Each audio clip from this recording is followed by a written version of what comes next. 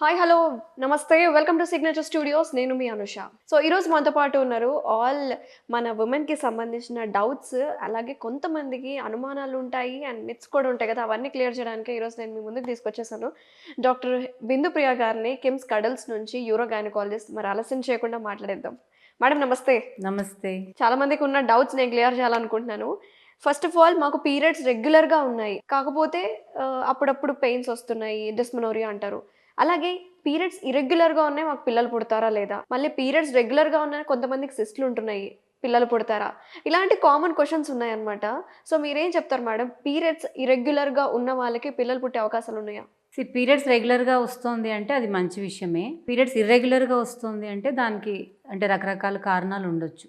ఈ మధ్య కాలంలో మనం తరచుగా వింటున్న ప్రాబ్లమ్ ఏంటంటే పీసీఓడి. పీసీఓడి అంటే పాలిసిస్టిక్ ఓవేరియన్ డిజీజ్ అంటాము. సో ఇందులో బేసిక్‌గా ఏమవుతుందంటే కొంచెం హార్మోనల్ ఇంబాలెన్స్ వల్ల మనం స్కాన్ అది చేసినప్పుడు ఆ ఓవరీస్‌లో చిన్న చిన్న వాటర్ బబుల్స్ లాగా కనపడుతుంది. సో దాన్ని మనం పీసీఓడి అని వి కాల్ ఇట్, ఆ టర్మినాలజీ అనమాట. ఓకే. సో ఇందులో కొంచెం పీరియడ్స్ అనేది ఇర్రెగ్యులర్ అవ్వచ్చు. బట్ పీసీఓడి అనేది ఒక కారణం మాత్రమే. రకరకాల అదర్ కారణాల వల్ల కూడా పీరియడ్స్ అనేది ఒక్కొక్కసారి ఇర్రెగ్యులర్ అవ్వచ్చు. ఎస్పెషలీ కొంచెం లైఫ్ స్టైల్‌లో ఏమైనా చేంజెస్ వచ్చినా, కొంచెం బరువు పెరిగినా, ఆర్ వాళ్ళు ఆల్రెడీ ఫిజికల్ యాక్టివిటీ ఏదైనా చేస్తూ దాన్ని సడన్‌గా మానేసినా, ఆర్ సమ్‌టైమ్స్ ఈవెన్ కొత్తగా ఫిజికల్ యాక్టివిటీ ఏదైనా విగరస్ యాక్టివిటీ అదేదైనా మొదలుపెట్టినప్పుడు కూడా కొంచెం పీరియడ్స్ అనేది ఇర్రెగ్యులర్ అవుతుంది. స్ట్రెస్‌కి లోనైనప్పుడు కూడా దాని ప్రభావం అనేది మనకి పీరియడ్స్ పైన కనిపిస్తుంది. But one thing madam, periods రెగ్యులర్‌గా ఉంటాయి కొంతమందికి. But they don't have chances of getting pregnancy. అదెందుకు? ప్రెగ్నెన్సీ రావాలి అంటే దెర్ ఆర్ చాలా చాలా ఫ్యాక్టర్స్ దానికి మనకి కోఆపరేట్ చేయాలి. అందులో ఎస్పెషలీ ఫీమేల్ ఫ్యాక్టర్స్ ఉంటుంది, ఇంకా మేల్ ఫ్యాక్టర్స్ ఉంటుంది. ఫీమేల్ ఫ్యాక్టర్స్‌లో ఆఫ్‌కోర్స్ పీరియడ్స్ రెగ్యులర్‌గా వస్తుంది అంటే కూడా బట్ లోపల ఎవ్రీ మంత్ మనకి అండం అనేది విడుదలవుతుంది. ఎగ్ రిలీజ్ అంటాము. So egg quality is important. And then అది టైంకి రిలీజ్ అవుతుందా లేదా అనేది దట్ ఈస్ ఆల్సో ఇంపార్టెంట్. ఇంకా అట్లాగే ట్యూబ్స్ అనేది ఓపెన్ ఉండాలి. యూజువలీ ఎగ్ అండ్ స్పర్మ్ అది బోత్ మీట్ అయ్యే ప్లేస్ వచ్చి ఫాలోపియన్ ట్యూబ్ అనమాట. సో ట్యూబ్స్ అనేది ఓపెన్ ఉండాలి. తర్వాత మేల్ ఫ్యాక్టర్ తీసుకుంటే కనుక వాళ్ళ సెమెన్ అనాలిసిస్లో సెమెన్ కౌంట్, మొటిలిటీ ఇవంతా నార్మల్గా ఉన్నప్పుడు అట్లీస్ట్ ఇవి చాలా గ్రాస్గా మనం చూసుకునే విషయాలన్నమాట. ఓకే. ఇవన్నీ నార్మల్ ఉంటే దెన్ ప్రెగ్నెన్సీ అయ్యే ఛాన్సెస్ ఎక్కువ. సో ఇప్పుడు యూరో గైనకాలజిస్ట్ అంటే most of the people don't know. Gynaecology అంటే ఆల్ మన ప్రెగ్నెన్సీ రిలేటెడ్ థింగ్స్ వస్తాయి. ఫీమేల్ రిప్రొడక్టివ్ సిస్టమ్ అని.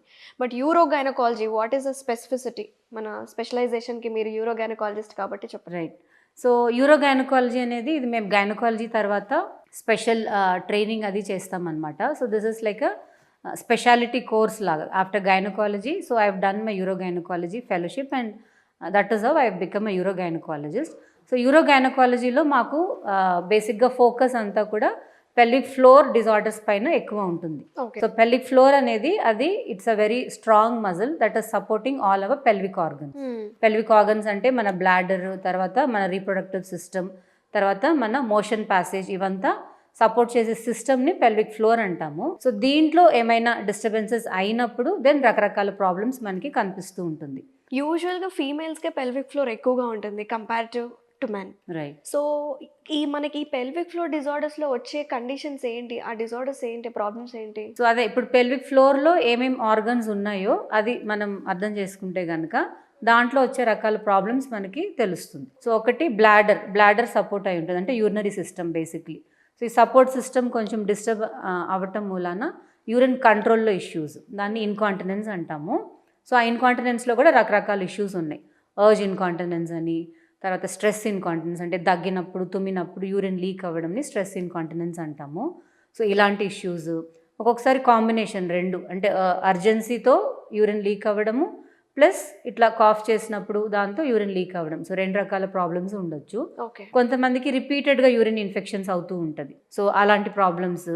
తర్వాత ఫీమేల్ సెక్షువల్ డిస్ఫంక్షన్ అంటే వాళ్ళ ఇంటర్ కోర్స్లో ఏమైనా ఇష్యూస్ వచ్చినప్పుడు అది కూడా వీఆర్ స్పెషలిస్ట్ ఇన్ దట్. అట్లాగే మోషన్ కంట్రోల్లో కూడా ఏమైనా ప్రాబ్లమ్స్ అంటే ఫీకల్ ఇన్కాంటినెన్స్ అంటాం. యూరిన్ ఎట్లాగో అట్లాగే మోషన్ ఆపుకోవటంలో ఏదైనా ప్రాబ్లమ్స్ ఉన్నప్పుడు దాన్ని ఫీకల్ ఇన్కాంటినెన్స్ అంటాము. ఇంకా కొంతమందికి కింద పెల్విక్ ఫ్లోర్లో పెయిన్ వస్తుంది. సో దాన్ని క్రానిక్ పెల్విక్ పెయిన్ అంటాము. అందులో బ్లాడర్ పెయిన్ అంటే బ్లాడర్ ఇరిటేట్ అవుతున్నందుకు కొంతమందికి బ్లాడర్ పెయిన్ సిమ్టమ్స్ ఉంటాయి. సో అలాంటి కండిషన్స్ ఇవంతా మేము తరచుగా చూసే ప్రాబ్లమ్స్ అనమాట. ఎస్పెషల్లీ హైదరాబాద్లో ఉండే హాస్టలర్స్ అమ్మాయిలు పీసీఓడి ప్రాబ్లం చాలా ఫేస్ చేస్తున్నారు. మైట్ బి ఫుడ్ వల్ల కావచ్చు, లైఫ్ స్టైల్ వల్ల కావచ్చు. చాలా మంది ఎక్కువగా హాస్టల్ ఉండే అమ్మాయిలే ఫేస్ చేస్తున్నారు మేడం. What you say? మీ దగ్గరకు వస్తూ ఉంటారా? అవును, ఈ మధ్య మా ప్రాక్టీస్లో పీసీఓడి అనేది చాలా తరచుగా చూస్తున్నాము. సో అగైన్ దీనికి ఇంపార్టెంట్ రీజన్ ఏంటంటే మన అన్హెల్దీ లైఫ్ స్టైల్. సో ఇప్పుడున్న ఈ కరెంట్ జనరేషన్ ఏంటంటే సెడెంటరీ లైఫ్ స్టైల్ ఎక్కువగా కనిపిస్తుంది. ఈవెన్ స్కూల్స్లో కూడా ప్లే గ్రౌండ్స్ అనేది లేదు. సో స్పోర్ట్స్ యాక్టివిటీస్ తగ్గిపోయింది. సో అండ్ దెన్ ఎగ్జామ్స్ అన్నప్పుడు మళ్ళీ ఈవెన్ ఏదైనా స్పోర్ట్స్ కానీ ఎక్సర్సైజెస్ ఉన్నా అవన్నీ కూడా కంప్లీట్గా స్టాప్ చేసేస్తారు. సో దానివల్ల ఏమవుతుందంటే ఫిజికల్ యాక్టివిటీ అనేది బాగా తక్కువైపోయింది. సో దాని మూలాన ఒబెసిటీ అంటే వెయిట్ ఇంక్రీజ్ అవ్వడం అనేది వీఆర్ సీయింగ్ అనమాట. సో దానివల్ల ఇవంతా చాలా strong risk factors for PCOD. So ఇవంతా ఉన్నది ప్లస్ కొంతవరకు జెనెటిక్ రీజన్స్ కూడా ఉంటుంది. వాళ్ళ ఫ్యామిలీ హిస్టరీ కానీ అది ఏదైనా ఉన్నప్పుడు కూడా వాళ్ళకి ఆ పీసీఓడి అనేది ఆ టెండెన్సీ ఉంటుంది. సో ఈ రకరకాల కారణాల వల్ల ఈ మధ్య కాలంలో పీసీఓడి అనేది ఇన్సిడెన్స్ అనేది చాలా విపరీతంగా పెరిగింది. సో దీన్ని కంట్రోల్ చేసుకోవాలి అంటే మనం ఏదైతే రిస్క్ ఫ్యాక్టర్స్ అనుకున్నామో దాన్నంతా మనం కంట్రోల్ చేయాలి. సో రిస్క్ ఫ్యాక్టర్స్ గురించి ఖచ్చితంగా మాట్లాడాల్సిందే. రిస్క్ ఫ్యాక్టర్స్ ఏంటి? సో ఒకటి ఒబెసిటీ. ఒబెసిటీ అంటే వెయిట్ ఎక్కువ ఉండడాన్ని ఒబెసిటీ అంటాము. అది that is one of the most important risk factor అనమాట. తర్వాత సెడెంటరీ లైఫ్ స్టైల్ అంటే వాళ్ళ ఫిజికల్ యాక్టివిటీ అనేది చాలా తక్కువగా ఉన్నప్పుడు. తర్వాత స్లీప్ సరిగా లేదు. ఎస్పెషల్లీ ఇప్పుడు ఏంటంటే ఐటీ సెక్టర్లో నైట్ షిఫ్ట్స్ అనేది ఎక్కువగా వాళ్ళు చేయవలసి వస్తుంది ఆ టైం డిఫరెన్స్ వలన. సో దానివల్ల కూడా నైట్ షిఫ్ట్స్లో ఉన్నప్పుడు కూడా దెన్ ఆటోమేటిక్గా హార్మోన్స్ అనేది ఇంబ్యాలెన్స్ అవుతుంది. దానివల్ల పీసీఓడి అనేది కనిపిస్తుంది. ఓకే. ఇంకొకటి ఏంటంటే స్ట్రెస్ ఎక్కువగా, స్ట్రెస్ అంటే రకరకాల స్ట్రెస్ కావచ్చు. వర్క్ రిలేటెడ్ ప్రెషర్ కానీ, ఫ్యామిలీ టెన్షన్స్ కానీ, ఆర్ ఇప్పుడు మీరు అన్నట్టు పిల్లలు వచ్చి హాస్టల్లో ఉంటున్నారు. So away from the family. So ఇవంతా కూడా that adds up to the stress levels కదా. సో అట్లా ఉన్నప్పుడు దెన్ దానివల్ల కూడా కొంచెం పీరియడ్స్ అనేది డిస్టర్బ్ అవుతుంది. ఇంకా కొంచెం జెనెటిక్ ఫ్యాక్టర్స్ అంటే వాళ్ళకి జీన్స్లో కూడా ఆ టెండెన్సీ ఉండొచ్చు. సో ఇది ఏ మాత్రం ట్రిగర్ అయినా కూడా వాళ్ళకి వెంటనే పీరియడ్స్ ఇరెగ్యులర్ అవటము, తర్వాత అది మనం చెక్ చేస్తే అది పీసీఓడి కింద కనిపించడం. సో ఇట్లాంటిది కనిపిస్తుంది. సో ఈ రోజుల్లో ఉమెన్స్ ఆర్ సో ఇండిపెండెంట్. అప్పట్లో అయితే తాతల ముత్తాతల కాలంలో యంగ్ ఏజ్లోనే 12 ఇయర్స్ మెచ్యూర్ అయిన వెంటనే మ్యారేజ్ చేసేవాళ్ళు. బట్ దీస్ డేస్ అట్లా కాదు, ఇండిపెండెంట్ లైఫ్ వచ్చేసింది. So that quality of eggs కూడా తగ్గిపోతున్నాయి అని చెప్తూ ఉంటారు. అవును. సో దీని గురించి వాట్స్ యువర్ టేక్ మ్యామ్? ఈ మధ్య కాలంలో ఏంటంటే కొంచెం యాక్సిలరేటెడ్ ఏజింగ్ అనేది కనిపిస్తుంది. Especially with relation to ovary. ఇప్పుడు నార్మల్గా మన బయోలాజికల్ ఏజ్ అనేది ఒకటి ఉంటుంది. అట్లాగే ఓవరీలో కూడా number of eggs, ovarian ageing అని అంటాం అన్నమాట. సో యూజువలీ ఇంతకు ముందు కాలంలో అయితే యూజువలీ మెనోపాజ్ అంతా ఆఫ్టర్ 45 ఇయర్స్ వచ్చేది. But again because of the excessive stress కానీ, లేకపోతే మన ఫుడ్ హ్యాబిట్స్ కానీ, పొల్యూషన్ కానీ, అంటే రకరకాల కారణాల చేత ఏమవుతుంది అంటే సో ఎగ్ నంబర్ అనేది తొందరగా తగ్గిపోతుంది. సో దాని మూలాన మీరు అన్నట్టు ఈ ఫర్టిలిటీ ఇష్యూస్, తర్వాత మెనోపాజ్ అనేది తొందరగా రావటం, సో ఇలాంటివి తరచుగా చూస్తూ ఉంటాం. So let's talk about this pelvic floor disorders. అసలు పెల్విక్ ఫ్లోర్ డిజార్డర్స్లో ఏమేమి ఇంక్లూడ్ అయి ఉంటాయి మేడం? పెల్విక్ ఫ్లోర్ డిజార్డర్స్ అంటే బేసిక్గా పెల్విక్ ఫ్లోర్కి సంబంధించిన ప్రాబ్లమ్స్ అనమాట. సో పెల్విక్ ఫ్లోర్ అనేది అది యూజువలీ మన యూరినరీ ప్యాసేజ్, తర్వాత మన రీప్రొడక్టివ్ సిస్టమ్ అంటే మన యూట్రస్ దాన్ని సపోర్ట్ చేస్తూ, తర్వాత మన మోషన్ కెనాల్ అంటాం, దాన్ని రెక్టమ్ ఏనల్ కెనాల్ అంటాము. సో దాని ఆర్గన్స్ అంతా సపోర్ట్ సిస్టమ్ లాగా ఒక పెల్విక్ ఫ్లోర్ అనేది ఒక స్ట్రాంగ్ మజిల్ ఉంటుంది. ఆ మజిల్లో ఏమైనా ప్రాబ్లమ్స్ వచ్చినప్పుడు దాని ఎఫెక్ట్ అనేది ఈ ఆర్గన్స్ పైన కనిపిస్తూ ఉంటుంది. అంటే యూరిన్ రిలేటెడ్ ఇష్యూస్, అంటే యూరిన్ ఆపుకోలేకపోవటము, తర్వాత యూరిన్ ఫ్రీగా వెళ్ళలేకపోవటము, తరచుగా యూరిన్ ఇన్ఫెక్షన్స్ అవ్వటము, అట్లాగే తర్వాత యూట్రస్ అనేది కిందకి జారటము, ప్రొలాప్స్ అంటాము. సో అది వన్ ఆఫ్ ద ప్రాబ్లమ్ దిసి. తర్వాత ఈవెన్ మోషన్ కంట్రోల్లో కూడా ఒక్కొక్కసారి ప్రాబ్లమ్స్ రావచ్చు, దాన్ని ఫీకల్ ఇన్కాంటినెన్స్ అంటాము. సో ఇవంతా యూరోగైనకాలజీ అండ్ పెల్విక్ ఫ్లోర్ డిజార్డర్స్ కింద మేము చూస్తూ ఉంటాం. సో ఆల్ దిస్ ఇవన్నీ ఒక ఏజ్ రిలేటెడ్లోనే కనిపిస్తాయి కదా? యూజువల్లీ ఏజ్ ఒక రిస్క్ ఫ్యాక్టర్ దీనికి. సో ఏజ్ పెరిగే కొద్దీ అండ్ దెన్ ప్రెగ్నెన్సీ, డెలివరీస్, తర్వాత మెనోపాజ్ కానీ, అట్లాగే ఒబెసిటీ, ఇవంతా రిస్క్ ఫ్యాక్టర్స్ అనమాట pelvic floor disorders. But pregnancy టైంలో ఇలాంటి ఇష్యూస్ ఉంటాయా? యూరినరీ ఇన్కాంటినెన్స్ కావచ్చు, ఫీకల్ ఇన్కాంటినెన్స్ కావచ్చు, ఉంటాయా? That's a very good question. ప్రెగ్నెన్సీలో కూడా చాలా మంది ఈ ప్రాబ్లమ్స్ని ఫేస్ చేస్తూ ఉంటారు. బికాస్ మనకి ప్రెగ్నెన్సీలో తెలుసు there is an extra load అనమాట. సో మన బాడీలో ఆ పెల్విక్ ఫ్లోర్ పైన ఎస్పెషలీ పెల్విక్ ఫ్లోర్ పైన చాలా ఎక్స్ట్రా లోడ్ అనేది పడుతుంది. సో ఆ లోడ్ మూలాన ఏమవుతుందంటే డెఫినెట్గా మజిల్ పైన ఎఫెక్ట్ అనేది కనిపిస్తుంది. అందుకోసమే చాలా మంది డ్యూరింగ్ ప్రెగ్నెన్సీలో యూరిన్ అర్జెన్సీ కానీ, తర్వాత దగ్గినప్పుడు అలాగా యూరిన్ లీక్ అవ్వడం కానీ, ఇలాంటి ఇష్యూస్ తరచుగా కంప్లైంట్ చేస్తూ ఉంటారు. అసలు సాధారణంగా ఒక మహిళ ప్రెగ్నెన్సీ టైంలో especially pelvic floor disorders face చేసే ప్రాబ్లమ్స్ ఏంటో ఒక్కసారి మీ మాటల్లో? సో ప్రెగ్నెన్సీ అప్పుడు ఏమవుతుందంటే పెల్విక్ ఫ్లోర్ పైన ఒక ఎక్స్ట్రా Pressure ప్రెషర్, పడుతుంది. ఎక్స్ట్రా వెయిట్ అనేది ఉంటుందన్నమాట. సో యూట్రస్ వెయిట్ కానీ, బేబీ వెయిట్ కానీ ఇవంతా కూడా పెల్విక్ ఫ్లోర్ అనేది that has to carry that weight. So ఆ దీని మూలన ఏమవుతుంది అంటే కొంచెం మజిల్స్ అనేది కొంచెం స్ట్రెచ్ అవ్వడము, కొంచెం వీక్ అవ్వడం అనేది జరుగుతుంది. సో ఈ లోడ్ మూలాన కొంచెం యూరినరీ కంట్రోల్లో కొంచెం ఏదైనా ఇష్యూస్ అనేది కనిపించవచ్చు. ఎస్పెషల్లీ యూరిన్ ఆపుకోలేకపోవటము, తర్వాత యూరిన్ ఎక్కువ ఫ్రీక్వెంట్గా వెళ్ళడము, తర్వాత యూరిన్ అర్జెంట్గా అనిపించడము, తర్వాత కొంతమందికి రిపీటెడ్ యూరిన్ ఇన్ఫెక్షన్స్ కూడా అవుతుంది లైక్ ప్రెగ్నెన్సీలో, అది కూడా one of the risk factor. తర్వాత యూరిన్ దగ్గినప్పుడు, తుమ్మినప్పుడు మజిల్ వీక్ అయినందుకు ఒక్కొక్కసారి యూరిన్ అనేది లీక్ అవుతుంది. ఓకే. సో ఇవి కామన్గా మేము చూసే ఇష్యూస్ అన్నమాట during pregnancy. So does it last for long duration ఉంటుందా? యూజువలీ ప్రెగ్నెన్సీలో వచ్చే ఈ ప్రాబ్లమ్స్ అనేది after delivery most of them maybe by 6 months or so చాలా మటుకు అది రికవర్ అయిపోతుంది. అందుకోసమే ఈవెన్ డ్యూరింగ్ ప్రెగ్నెన్సీ కానీ, లేకపోతే డెలివరీ అప్పుడు కానీ, అండ్ ఆఫ్టర్ చైల్డ్ బర్త్ కూడా సో పెల్విక్ ఫ్లోర్ ఎక్సర్సైజెస్ అనేది చాలా ఇంపార్టెంట్ అనమాట. సో మనం జనరల్ ఎక్సర్సైజెస్ ఎలా చేసి మన బాడీని ఎట్లాగైతే మనం ఫిట్గా పెట్టుకుంటామో అలాగే మనం ఫోకస్ అనేది పెల్విక్ ఫ్లోర్ పైన కూడా ఉంచాలి. సో పెల్విక్ ఫ్లోర్ పైన ఆ ఎక్సర్సైజెస్ అనేది చేసినప్పుడు ఆ పెల్విక్ ఫ్లోర్ స్ట్రెంగ్తన్ అవుతుంది. అప్పుడు ఇలాంటి ఇష్యూస్ అనేది మీరు అన్నట్టు లాంగ్ టర్మ్ లేకుండా మనం అవాయిడ్ చేసుకోవచ్చు అన్నమాట. ఓకే. వన్స్ ఈ ఇష్యూస్ ఫస్ట్ బేబీకి వచ్చినప్పుడు, సెకండ్ మళ్ళీ కన్సీవ్ అయినప్పుడు ఇలాంటి ఇష్యూస్ వచ్చే అవకాశాలు ఉంటాయా? యూజువల్లీ ఉంటుంది. ఎందుకంటే బికాజ్ ఎవ్రీ టైం ప్రెగ్నెన్సీ అప్పుడు మనం ఈ ఏదైతే డిస్కస్ చేసామో అది ఎవ్రీ ప్రెగ్నెన్సీలో కనిపిస్తుంది కాబట్టి వాళ్ళకి ఆల్రెడీ ఆ టెండెన్సీ ఉంది అంటే అది మళ్ళీ నెక్స్ట్ ప్రెగ్నెన్సీలో రికర్ అయ్యే ఛాన్సెస్ ఎక్కువ ఉంటుంది. బట్ అవన్నీ కూడా ఒక controlled weight gain, proper nutrition, తర్వాత పెల్విక్ ఫ్లోర్ ఎక్సర్సైజెస్తో చాలా మటుకు దాన్ని మనం కంట్రోల్ చేసుకోవచ్చు. ఈ రోజుల్లో overactive bladder especially young ఉమెన్స్లో ఎందుకు కనిపిస్తుంది? ఓవర్ యాక్టివ్ బ్లాడర్ అనేది బేసిక్గా ఏంటంటే ఇందులో సిమ్టమ్స్ ఏముంటాయంటే యూరిన్ అర్జెంట్గా రావటము, అండ్ ఎక్కువ ఫ్రీక్వెంట్గా వెళ్ళటము, అండ్ దెన్ వన్స్ అర్జెన్సీ ఆ సెన్సేషన్ వచ్చింది అంటే ఎట్టి పరిస్థితులైనా వెళ్ళిపోవాలి. ఇన్ కేస్ మనకి దగ్గరలో వాష్రూమ్ లేదు అనుకుంటే చాలా అన్కంఫర్టబుల్గా ఫీల్ అవుతారు. అండ్ కొంతమందికి ఇది మరీ ప్రాబ్లమ్ సివియర్ అయింది అనుకోండి, దెన్ ఒక్కొక్కసారి వాష్రూమ్కి వెళ్ళే లోపలే కూడా ఒక్కొక్కసారి యూరిన్ అనేది లీక్ అవుతుంది. దాన్ని అర్జ్ ఇన్కాంటినెన్స్ అంటాం. సో యూజువలీ ఇవంతా కూడా ఇన్ జనరల్ నోషన్ ఏంటంటే ఇవంతా ఏజ్ రిలేటెడ్ ప్రాబ్లమ్స్, చాలా పెద్ద వాళ్ళలో వస్తుంది, ముసలి వాళ్ళలో వస్తుంది, ఇది నార్మల్ ప్రాసెస్ ఆఫ్ ఏజింగ్ అని చాలా ఇట్స్ అ మిత్ అని అనుకోవాలి. బట్ ఈ మధ్య కాలంలో ఏంటంటే ఇవి even younger age group, even చిన్న ఏజ్ వాళ్ళలో కూడా చూస్తూ ఉన్నాం. Even in 30s? Yes, even in their early 20s కూడా చూస్తున్నాము. సో అగైన్ దీనికి రీజన్ ఏమై ఉండొచ్చు అంటే ఒకటి వాటర్ ఇంటేక్ సరిగా తీసుకోకపోవటం. అడిక్వేట్ వాటర్ ఇంటేక్ అనేది కూడా యూజువలీ యూరిన్ అనేది సఫిషియెంట్గా డైల్యూట్ అవ్వాలి. ఎందుకంటే మన బాడీలో ఉన్న వేస్ట్ అంతా యూరిన్ ద్వారానే బయటకు వెళ్తుంది. సో ఒకవేళ మీరు వాటర్ తక్కువ తీసుకున్నారనుకోండి ఏమవుతుంది, ఆ యూరిన్ అనేది ఏదైతే ప్రొడ్యూస్ అవుతుందో అందులో కెమికల్స్ అనేది బాగా కాన్సన్ట్రేటెడ్గా ఫామ్ అవుతుంది. సో అలాంటి ఆ యూరిన్ అనేది బ్లాడర్ని ఇరిటేట్ చేస్తుంది.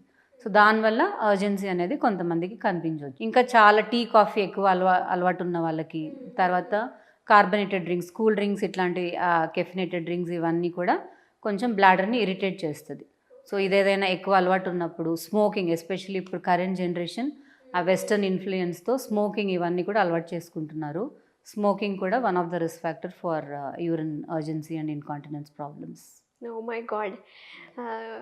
ఏదో సోషలైజ్ అవ్వడానికి కోసం చాలామంది they smoke and alcohol drink చేస్తారు, దానివల్ల లివర్ పాడవుతుంది, లంగ్స్ పాడవుతాయి స్మోకింగ్ వల్ల అనుకుంటా, కానీ even it effects reproductive system కూడా. Yes, definitely. ఎక్టోపిక్ ప్రెగ్నెన్సీ వల్ల చనిపోతారంటారు, నిజంగా చనిపోతారా మేడం? నార్మల్గా ప్రెగ్నెన్సీ అనేది మనకి యూట్రస్ లోపల జరిగే ఆ చేంజెస్ అనమాట. ఎక్టోపిక్ అంటే యూట్రస్ బయట అయినప్పుడు దాన్ని ఎక్టోపిక్ ప్రెగ్నెన్సీ అంటాం. ఇప్పుడు యూట్రస్ లోపల జరిగే ఆ చేంజెస్కి ఆ ప్రెగ్నెన్సీ 9 months కంటిన్యూ అయ్యేదానికి భగవంతుడు మనకు ఒక సిస్టమ్ని క్రియేట్ చేశాడు. బట్ అదే ఆ ప్రెగ్నెన్సీ అనేది యూట్రస్ బయట అయిందనుకోండి, అక్కడ మనకి ఆ ప్రెగ్నెన్సీ గ్రో అవ్వడానికి స్పేస్ ఉండదు. సో డెఫినెట్గా అట్ సమ్ పాయింట్ అది రప్చర్ అవుతుందన్నమాట. సో అట్లా రప్చర్ అయినప్పుడు మనం టైమ్లీ డయాగ్నోసిస్ చేయలేదన్నా, రప్చర్ అయినప్పుడు వెంటనే అది చూసుకోలేదు అన్నప్పుడు దెన్ ఆ రక్తస్రావం అనేది ఎక్కువ అయినప్పుడు దెన్ లైఫ్ థ్రెటనింగ్, అంటే మీరు అన్నట్టు ఒక్కొక్కసారి ఈవెన్ డెత్ కూడా మనం చూడొచ్చు. మేడం ఈ రోజుల్లో ప్రెగ్నెన్సీ మీ దగ్గరకు వస్తూ ఉంటారు కదా పేషెంట్స్. ఆస్ట్రాలజీ అనేది ఒక బ్యూటిఫుల్ సైన్సే. చాలా డెప్త్ సైన్స్ అని చెప్పుకోవాలి. అంటే ఆస్పీషియస్ టైం చూసుకొని ఈ టైంకి మాకు సి సెక్షన్ జరగాలి, ఈ టైంకి మాకు బేబీ కావాలి అని అడుగుతారు. అట్లా అడుగుతూ ఉంటారు కదా మేడం. అప్పుడు మీ ఎక్స్‌పీరియన్స్ ఏంటి? మీ ఫీలింగ్ ఏంటి?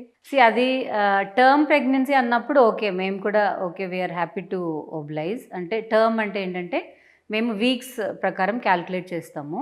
అందులో నార్మల్ ప్రెగ్నెన్సీ అనేది 40 వీక్స్ అనమాట. బట్ ఎనీథింగ్ మోర్ దెన్ 37 వీక్స్ని టర్మ్ ప్రెగ్నెన్సీ అని అంటాము.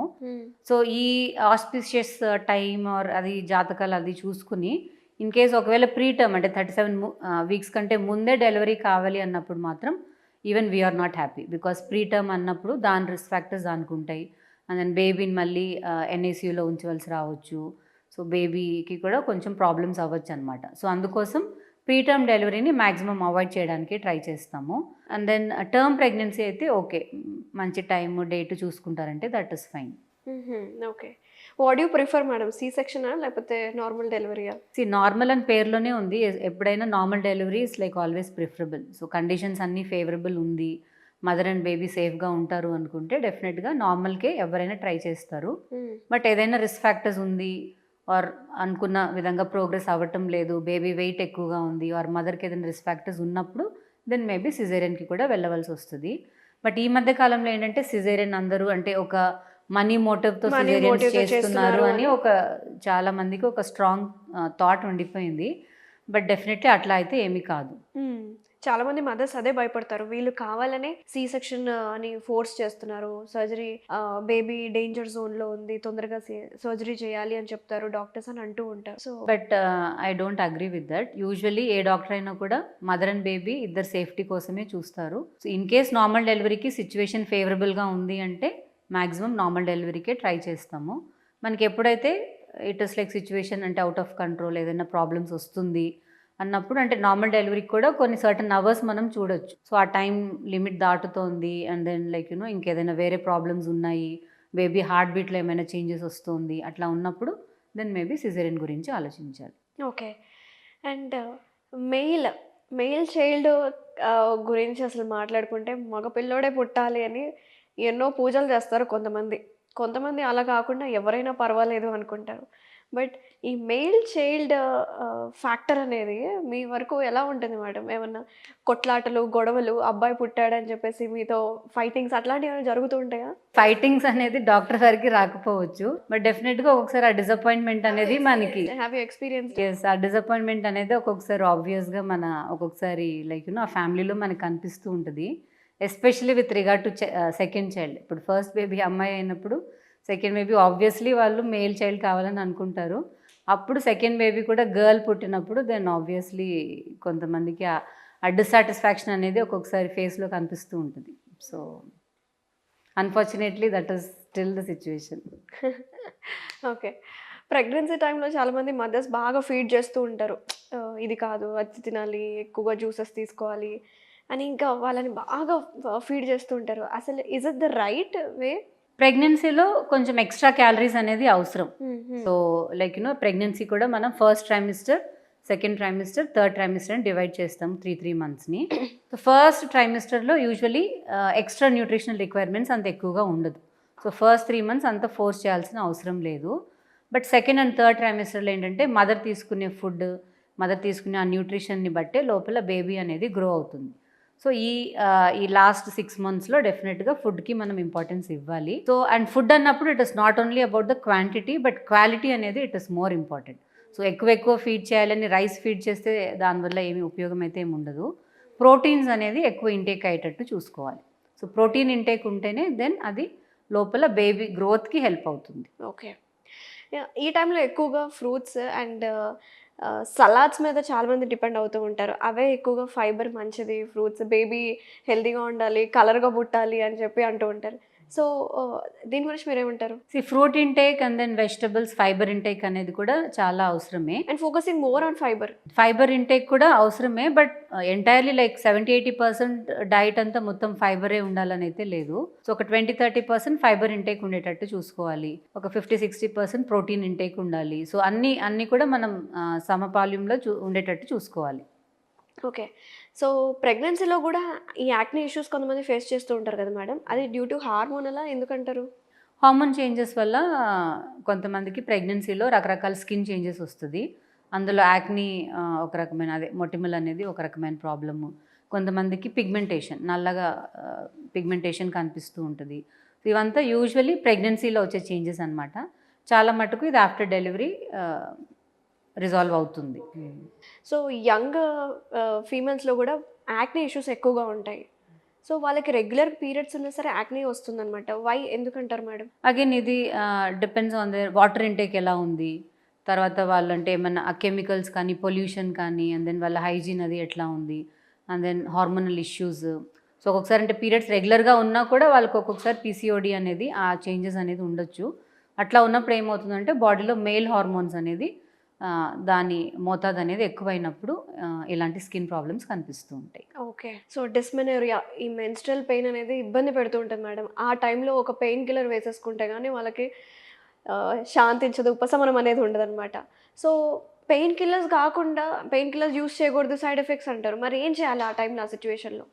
ఆ డిస్మెనోరియా అనేది అదే మీరు అన్నట్టు ఆ పీరియడ్ టైంలో పెయిన్ అనేది, సో అగైన్ ఒక్కొక్క ఇండివిజువల్ని బట్టి వాళ్ళు ఎలా టాలరేట్ చేస్తున్నారు, వాళ్ళ పెయిన్ థ్రెషోల్డ్ ఎలా ఉందనే దాన్ని బట్టి ఒక్కొక్కరికి అది రకరకాలుగా కనిపిస్తూ ఉంటుంది. సివియర్ పెయిన్ ఉంది అన్నప్పుడు దెన్ ఆ పీరియడ్ టైంలో మీరు అన్నట్టు ఆ పెయిన్ కిల్లర్స్ అనేది ఒక్కొక్కసారి అవసరం పడుతూ ఉంటుంది. బట్ వీలైనంత వరకు ఆ పెయిన్ కిల్లర్స్ అవసరం లేకుండానే మనం కొంచెం దాన్ని మేనేజ్ చేయడానికి ట్రై చేయొచ్చు. అంటే హాట్ వాటర్ బ్యాగ్స్ కానీ, హాట్ వాటర్ టబ్స్ కానీ, తర్వాత కొంచెం యాంటీ ఇన్ఫ్లమేటరీ డయట్ లైక్ పసుపు, తర్వాత జీరా వాటర్, ఇవంతా కూడా కొంచెం హార్మోన్స్ని రెగ్యులేట్ చేసి దెన్ సో పీరియడ్ అప్పుడు ఈ పెయిన్ అనేది తక్కువ చేయడానికి కొంచెం హెల్ప్ అవుతుంది. And then proper water intake, తర్వాత అడిక్వేట్ రెస్ట్, ఇవంతా ఇచ్చినప్పుడు స్ట్రెస్ తక్కువైనప్పుడు కూడా దెన్ వాళ్ళు పెయిన్తో కోప్ చేసుకునే కేపబిలిటీ అనేది వాళ్ళకి బెటర్గా ఉంటుందన్నమాట. ఓకే. క్యాన్సర్స్ గురించి మాట్లాడుకోవాలి మేడం. ఈ రోజుల్లో క్యాన్సర్ ఇన్సిడెన్స్ ఎక్కువైపోతుంది. Especially cervical cancer, endometrial cancer. First cervical cancer గురించి ఎందుకు ఇన్సిడెంట్ రేట్ ఎందుకు పెరుగుతుంది? సర్వైకల్ క్యాన్సర్ అనేది యూజువలీ ఇట్ ఈస్ ఒక హెచ్పివి అని ఒక వైరస్ ఉంటుంది, హ్యూమన్ ప్యాపిలోమా వైరస్ అంటాము. సో ఆ వైరస్ మూలానే 95% ఆఫ్ సర్వైకల్ క్యాన్సర్స్ వచ్చి ఆ హెచ్పివి ఇన్ఫెక్షన్ మూలానే వస్తుంది. యూజువల్లీ ఇదేంటంటే sexually active women, married women, వీళ్ళలో హెచ్పివి ఇన్ఫెక్షన్ అనేది మనకి ఆ బాడీకి ఇదైనప్పుడు దెన్ ఒక సర్టన్ ఇయర్స్ తర్వాత, మేబీ 5 years, 10 years, 15 years తర్వాత దెన్ ఆ సర్వైకల్ క్యాన్సర్ అనేది మొదలవుతుంది. సో సర్వైకల్ క్యాన్సర్ అనేది it's an entirely preventable cancer. Preventable అని ఎందుకు అంటాము అంటే బికాస్ యాజ్ ఎ సెడ్ 95% వచ్చి ఆ ఇన్ఫెక్షన్ మూలాన. సో మనం ఆ ఇన్ఫెక్షన్ ఉందా అని డిటెక్ట్ చేసి ఆర్ ఈ ప్యాప్స్మియర్స్ అనేది రెగ్యులర్గా చేసినందుకు ఏమైనా సర్విక్స్లో ఏమైనా చేంజెస్ అది వచ్చినప్పుడు దాన్ని ఎర్లీగా డిటెక్ట్ చేసి దాన్ని ట్రీట్ చేయగలిగితే కనుక దెన్ అది సర్వైకల్ క్యాన్సర్ కింద మారే ఆ ట్రాన్సిషన్ని మనం కంప్లీట్గా స్టాప్ చేయొచ్చు. దానివల్ల సర్వైకల్ క్యాన్సర్ అనేది ఎంటైర్లీ ప్రివెంటబుల్ క్యాన్సర్. ఓకే. ఇది జెనెటిక్ ఫ్యాక్టర్ వల్ల వస్తుందంటారా? జెనెటిక్ ఫ్యాక్టర్ సర్వైకల్ క్యాన్సర్లో చాలా తక్కువ రోల్ అని చెప్పాలి. ఓహో, ఓకే. బ్రెస్ట్ క్యాన్సరా మేడం అయితే జెనెటిక్? అదర్ క్యాన్సర్స్కి జెనెటిక్ ఫ్యాక్టర్స్ రీజన్ అయి ఉంటుంది. లైక్ ఓవేరియన్ క్యాన్సర్స్ కానీ, బ్రెస్ట్ క్యాన్సర్స్ కానీ, కోలాన్ క్యాన్సర్స్ కానీ, ఎండోమెట్రియల్ క్యాన్సర్స్ కానీ, ఇవంతా దెర్ ఇస్ అంటే ఫ్యామిలీ హిస్టరీ ఇవంతా ఇంపార్టెంట్ అనమాట. బికాస్ జెనెటిక్స్ కూడా they have a role in that. కంపారిటివ్గా breast cancer ఎక్కువగా రికవరీ రేట్ ఉంటుందా, సర్వైకల్ క్యాన్సర్కి ఎక్కువ రికవరీ రేట్ ఉంటుందా? అంటే పేషెంట్ అది ఏదైనా కూడా క్యాన్సర్ అనేది మనం ఏ స్టేజ్లో దాన్ని డిటెక్ట్ చేస్తున్నామో, ఆ క్యాన్సర్లో కూడా రకరకాల క్యాన్సర్స్ ఉంటాయి. సో ఆ క్యాన్సర్ టైప్ ఏంటి, దాన్ని బట్టి మనకి ప్రోగ్నోసిస్ అనేది తెలుస్తుంది. సో కొన్ని రకాల క్యాన్సర్స్ ఏంటంటే అది చాలా అగ్రెసివ్గా ఉంటాయి, కొన్ని రకాల క్యాన్సర్స్ అనేది ట్రీట్మెంట్కి బాగా రెస్పాన్స్ వస్తుంది. సో బేసిక్లీ అది ఏ రకమైన క్యాన్సర్ అనే దాన్ని బట్టే దెన్ దాని ట్రీట్మెంట్ అనేది లేకపోతే పేషెంట్ రికవరీ అనేది దాన్ని బట్టి డిపెండ్ అయి ఉంటుంది. సర్వైకల్ క్యాన్సర్కి ఇచ్చే ట్రీట్మెంట్ ఏంటి madam? Cervical cancer as a said cancer అది కన్వర్ట్ కాకముందే married women and sexually active women at least once in 3 years ఈ ప్యాప్స్మియర్ టెస్ట్ అనేది రెగ్యులర్గా చేసుకోవాలి. తర్వాత ఇప్పుడు మనకి సర్వైకల్ క్యాన్సర్ వ్యాక్సిన్ కూడా అందుబాటులో ఉంది, హెచ్పివి వ్యాక్సిన్ అని అంటాము. సో ఐడియల్ అయితే ఇది టీనేజ్ గర్ల్స్ అంటే టీనేజ్ గ్రూప్లో ఇవ్వాలి. 9 to 15 years is the ideal age. So 9 to 15 years అయితే సింగిల్ డోస్ 2 డోసెస్ సరిపోతుంది. ఆఫ్టర్ 15 ఇయర్స్ అయితే 3 డోసెస్ అవసరం పడుతుంది. యూజువల్లీ 3 డోసెస్ అన్నప్పుడు 6 months గ్యాప్లో 3 డోసెస్ ఇస్తాము. 2 డోసెస్ అన్నప్పుడు అది కూడా 6 months గ్యాప్లో 2 డోసెస్ తీసుకోవాలి. అండ్ మళ్ళీ ఇది రిపీట్ చేయవలసిన అవసరం లేదు. ఒకవేళ ఈ 15 year విండో ఇది మిస్ అయింది అనుకోండి, తర్వాత కూడా ఫీమేల్స్ తీసుకోవచ్చు. టిల్ 45 years ఆఫ్ ఏజ్ వరకు కూడా తీసుకోవచ్చు. But maximum protection, maximum efficacy ఈ 15 years లోపలైతే ఉంటుంది. దాని తర్వాత once they become sexually active and then because already వాళ్ళు వైరస్కి ఆల్రెడీ ఎక్స్పోజ్ అయ్యి ఉంటారు.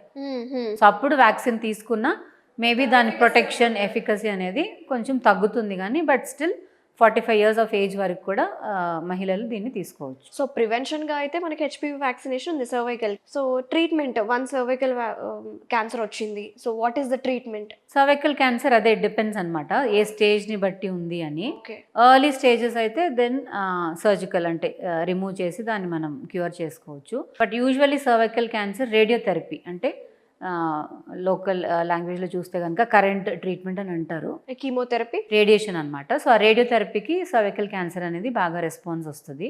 సో అగైన్ వాళ్ళ స్టేజ్ని బట్టి ఆ రేడియోథెరపీ రెజిమెన్ అనేది డాక్టర్ గారు సజెస్ట్ చేస్తారు. ఓకే. సో బ్రెస్ట్ క్యాన్సర్ గురించి కూడా మాట్లాడుకోవాలి. చాలా మోస్ట్ కామన్ క్యాన్సర్ అయిపోయింది. ఎంత అవేర్నెస్ క్రియేట్ చేస్తున్నా సరే బట్ కొంతమంది దాని నుంచి బయటపడుతున్నారు. ఎర్లీ స్టేజ్లో గమనిస్తున్నారు, గుర్తిస్తున్నారు, డాక్టర్ దగ్గరికి వెళ్తున్నారు, భయపడట్లేదు కొంతమంది. బట్ ఊర్లలో ఉండే వాళ్ళు చాలా భయపడుతున్నారు మేడం దీన్ని. ఆ భయంతోనే సగం అయిపోతుంది వాళ్ళ జీవితం. సో బ్రెస్ట్ క్యాన్సర్ కనుక వస్తే ఏం చేయాలి? అదే ఏదైనా కూడా క్యాన్సర్ స్టేజ్ అనేది బట్టి. క్యాన్సర్ అనేది ఫస్ట్ ఎప్పుడైనా మనం క్యాన్సర్ గురించి మాట్లాడేటప్పుడు ప్రివెన్షన్ గురించి మాట్లాడుకోవాలి. సో ఇవంతా ఏంటంటే ఒక్క రోజులో ఆర్ ఓవర్ నైట్ వచ్చే ప్రాబ్లమ్స్ కాదనమాట. సో కొన్ని ఇయర్స్ నుంచి బాడీలో చేంజెస్ వచ్చి దెన్ ఫైనల్గా అది వన్ డే క్యాన్సర్ కింద అది మనకి బయటపడుతూ ఉంటుంది. సో అందుకోసమే ఈ అవేర్నెస్ అనేది చాలా ఇంపార్టెంట్. అంటే యూజువలీ బ్రెస్ట్ క్యాన్సర్లో సిమ్టమ్స్ ఏముంటుంది, సో లంప్స్ ఉంటాయి. తర్వాత ఆ లంప్స్లో కూడా ఒక్కొక్కసారి పెయిన్ రావటము, తర్వాత ఆ లంప్ అనేది సైజ్ పెరుగుతూ ఉండటము, లేకపోతే ఒక్కొక్కసారి ఏదైనా డిశ్చార్జ్, ఏదైనా నిప్పుల్ డిశ్చార్జ్ అంటాము. సో అందులో యూజువల్లీ బ్లడ్ స్టెయిన్ డిశ్చార్జ్ అది ఉన్నప్పుడు దెన్ ఇవంతా సిగ్నిఫికెంట్ అనమాట. అండ్ దెన్ ఆఫ్టర్ 40 years తర్వాత అగైన్ స్క్రీనింగ్ అంటే తొందరగా డిటెక్ట్ చేసుకోవడానికి స్క్రీనింగ్ టెస్ట్ అనేది అందుబాటులో ఉంది. అది దాన్ని మ్యామోగ్రామ్ అని అంటాం. మ్యామోగ్రామ్ అంటే బ్రెస్ట్కి సంబంధించిన ఎక్స్రే అండ్ అల్ట్రాసౌండ్ అనమాట. సో దీంట్లో ఏంటంటే మనం ఒక్కొక్కసారి ఎగ్జామిన్ చేసినా ఆర్ ఈవెన్ డాక్టర్స్ ఎగ్జామిన్ చేసినా కూడా ఒకసారి చాలా చిన్న లంప్స్ ఉంటాయి. సో అట్లాంటిది డిటెక్ట్ చేయాలి అంటే mammogram is the best way అనమాట. సో ఇట్లా మనం తొందరగా డిటెక్ట్ చేసుకున్నామంటే దెన్ అది క్యాన్సర్ కింద ఆర్ అడ్వాన్స్ స్టేజ్ కింద కన్వర్ట్ కాకుండా దెన్ ట్రీట్మెంట్ ఆప్షన్స్ అనేది మనకి అవైలబుల్ ఉంటుంది. ఓకే. బట్ మీరు అన్నట్టు ఈ మధ్య కాలంలో బ్రెస్ట్ క్యాన్సర్ అనేది డెఫినెట్గా దాని ఇన్సిడెన్స్ పెరుగుతోంది. అగైన్ దీనికి రీజన్స్ చూసుకుంటే కనుక obesity is one of the important risk factor. And then pollution plus plastic అంటున్నారు. ఇప్పుడు ప్లాస్టిక్ అనేది ఇట్ ఇస్ లైక్ ప్రతి దాంట్లో ఇంకా we cannot separate plastic from our day to day life కదా. సో దాని ఇన్ఫ్లుయెన్స్ మూలాన అండ్ దెన్ పెస్టిసైడ్స్, ఇప్పుడు మనం తీసుకునే ఫుడ్ కూడా అది ఎంత మనం ఫ్రూట్స్ వెజిటబుల్స్ అని మనం కాన్షియస్గా తీసుకున్నా బట్ అవన్నీ కూడా పెస్టిసైడ్స్తో మిక్స్ అయ్యి వస్తుంది అనేది ఒక ఇది. సో దాని మూలాన ఏమవుతుంది అంటే దెన్ ఈ క్యాన్సర్స్ రిస్క్ అనేది ఈ మధ్య పెరుగుతోంది. ఇంక ఇవన్నీ దూరం పెట్టాలంటే ఇంట్లోనే పండించుకోవాలి, ఆర్గానిక్ ఇంట్లోనే చేసుకోవాలి. So that is very typical thing. Something is better than nothing అన్నట్టు. అట్లీస్ట్ ఆ జంక్ ఫుడ్ అవాయిడ్ చేసుకోవడము, ప్రాసెస్డ్ ఫుడ్స్ అవాయిడ్ చేసుకోవడము, ఫ్రెష్లీ కుక్డ్ ఫుడ్ తీసుకోవడము, కనీసం ఈ చిన్న జాగ్రత్తలు తీసుకుంటే కనీసం ఆ రిస్క్ని కాస్తైనా మనం తగ్గించుకోవచ్చు. నిద్ర సరిగ్గా పోకపోయినా సరే క్యాన్సర్ వస్తుందా మేడం? స్ట్రెస్ అనేది కూడా one of the risk factor for cancer. So నిద్రలేమి అంటే నిద్ర సరిగా లేనందుకు బాడీలో రకరకాల చేంజెస్ అనేది అవ్వచ్చు. ఓకే. సో అందులో ఇన్ఫ్లమేషన్ అనేది బాడీలో ఇన్ఫ్లమేషన్ పెరిగినప్పుడు కూడా దెన్ మేబీ లాంగ్ టర్మ్లో అది అంటే దానికి ఏమైనా ఇప్పుడు ఇన్సోమ్నియా అంటే చాలా మంది ఈ రోజుల్లో నైట్ డ్యూటీస్, నైట్ వర్క్స్ ఎక్కువ అవుతున్నాయి అండ్ ఫోన్ స్క్రీన్ టైం ఎక్కువ అవుతుంది, పడుకోవడం లేట్ అవుతుంది. సో దానివల్ల అంటే పర్టికులర్గా ఈ క్యాన్సర్ వస్తుందని మనం చెప్పగలుగుతామా? అట్లా స్పెసిఫిక్గా అని చెప్పలేము. Okay. Of course radiation risk అది ఉన్నప్పుడు ఒక్కొక్కసారి బ్రెయిన్ ట్యూమర్స్ కానీ వీటి రిస్క్ ఎక్కువ ఉంటుంది. బట్ ఇన్ జనరల్ స్లీప్లెస్నెస్ వల్ల ఈ క్యాన్సర్ వస్తుంది అని అయితే అట్లా పిన్ పాయింట్ చేసి చెప్పడం కష్టం. ఓకే. సో బాడీలో అయితే మ్యూటేషన్స్ జరుగుతాయి. జరుగుతుంది డెఫినెట్గా. సో బ్రెస్ట్ క్యాన్సర్కి తగిన ట్రీట్మెంట్స్ ఏమున్నాయి? బ్రెస్ట్ క్యాన్సర్ కూడా మనం ఎర్లీగా డిటెక్ట్ చేసాం అనుకోండి, జస్ట్ ఓన్లీ ఆ క్యాన్సరస్ టిష్యూ ఆ లంప్ని తీయడము, లేకపోతే ఇంకొంచెం అడ్వాన్స్ స్టేజ్లో ఉంది అనుకుంటే ఇంకా ఎంటైర్ బ్రెస్ట్ రిమూవ్ చేయడము, దాంతోపాటు కీమోథెరపీ, రేడియోథెరపీ ఇలాగా రకరకాల ట్రీట్మెంట్ ఆప్షన్స్ ఉంటాయన్నమాట. సో బేసిక్గా ఏంటంటే మనం ఏ స్టేజ్లో డిటెక్ట్ చేస్తున్నామో అండ్ అది ఏ రకమైన క్యాన్సర్, దాన్ని బట్టే ఏ క్యాన్సర్కైనా ట్రీట్మెంట్ అనేది డిపెండ్ అయ్యి ఉంటుంది. ఓకే. సో వన్స్ ఒకసారి పేషెంట్కి ఈ క్యాన్సర్ అనేది డిటెక్ట్ అయిన తర్వాత, డయాగ్నోస్ అయిన తర్వాత, సో వాళ్ళకి ఇచ్చే కౌన్సిలింగ్ ఎలా ఉంటుంది మీరు? డెఫినెట్గా క్యాన్సర్ ఆ డయాగ్నోసిస్ అనేది పేషెంట్ దాన్ని యాక్సెప్ట్ చేయడానికి అది it's a very big challenge.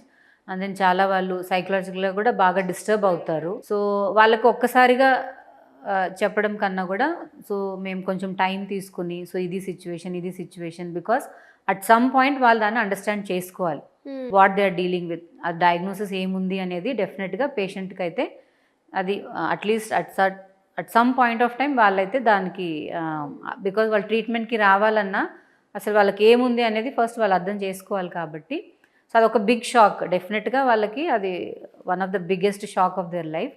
So దానికోసం కౌన్సిలింగ్ అనేది చాలా ఇంపార్టెంట్ అనమాట. సో ఫ్యామిలీ సపోర్ట్ సిస్టమ్ ఉండాలి, అవసరమైతే సైకలాజికల్ కౌన్సిలింగ్ సెషన్స్ కూడా హెల్ప్ అవుతుంది. And then that is how we disclose అనమాట. అసలు చాలా డిప్రెస్ అయిపోతూ ఉంటారు కదా. డెఫినెట్గా. ఇంకా ఫ్యామిలీ లేని వాళ్ళ పరిస్థితి చూసుకుంటే ఇంకా చాలా ఘోరంగా ఉంటుందేమో. డెఫినెట్గా సపోర్ట్ సిస్టమ్ అనేది చాలా అవసరం అనమాట. కమింగ్ టు ఎండోమెట్రియల్ క్యాన్సర్, ఇది ఎందుకు వస్తుంది అసలు? ఎండోమెట్రియల్ క్యాన్సర్ అనేది యూట్రస్ క్యాన్సర్ అనమాట. యూట్రస్ లైనింగ్ని ఎండోమెట్రియల్ క్యాన్సర్ అని అంటాము. సో ఈ ఎండోమెట్రియల్ క్యాన్సర్కి అగైన్ రీజన్స్ చూసుకుంటే కనుక family history and then genetic factors, తర్వాత మెనోపాజ్ తర్వాత ఎప్పుడైనా ఎస్పెషలీ బ్లీడింగ్ అది అయినప్పుడు దెన్ దాన్ని కొంతమంది నెగ్లెక్ట్ చేస్తూ ఉంటారు. మెనోపాజ్ అంటే ఇప్పుడు 45 years తర్వాత 1 year పీరియడ్ రాలేదనుకుంటే దాన్ని యూజువల్లీ మెనోపాజ్ కింద కన్సిడర్ చేస్తాము. సో ఒక్కొక్కసారి ఆ 1 year బ్లీడింగ్ ఆగిపోయి తర్వాత మళ్ళీ మేబీ కొన్ని ఇయర్స్ తర్వాత మళ్ళీ కొంతమందికి బ్లీడింగ్ అనేది కనిపిస్తుంది. బట్ కొంతమంది మేబీ అంటే ఇగ్నోరెన్స్ అని అనుకోవచ్చు, or lack of knowledge, or ఒక్కొక్క రకమైన భయం, డాక్టర్ దగ్గరికి వెళ్ళాలి అన్న ఒక భయం, ఏదో అట్లా ఏదో రకరకాల అపోహలతో ఏమవుతారంటే వాళ్ళు డాక్టర్ దగ్గర వెళ్ళరు. అట్లాంటప్పుడు దెన్ ఆ ప్రాబ్లమ్స్ కూడా ఎండోమెట్రియల్ క్యాన్సర్ కింద కన్వర్ట్ అవ్వచ్చు అనమాట. ఓకే. సో వాళ్ళకి ఏమేమి టెస్ట్లు చేస్తే బయటపడుతుందంటారు? అందుకోసమే ఒక 40 years తర్వాత రెగ్యులర్గా స్క్రీనింగ్ అనేది డెఫినెట్గా విమెన్కి మనం సజెస్ట్ చేస్తూ ఉంటాము.